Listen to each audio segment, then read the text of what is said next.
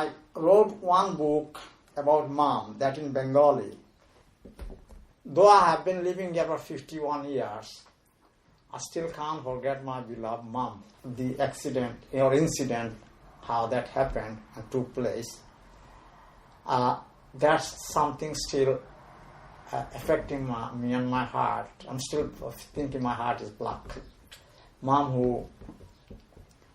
feed me, grow up me, educate me, love me, look after me.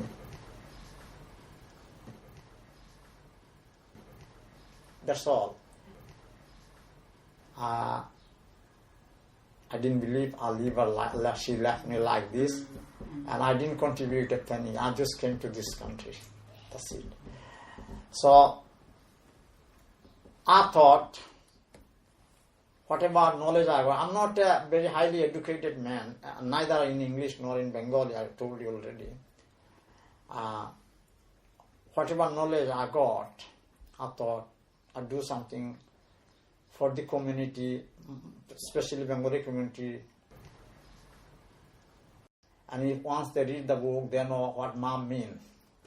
That's all, right? Nothing. And I hope everybody share with me, with my heart, and they always think about mom.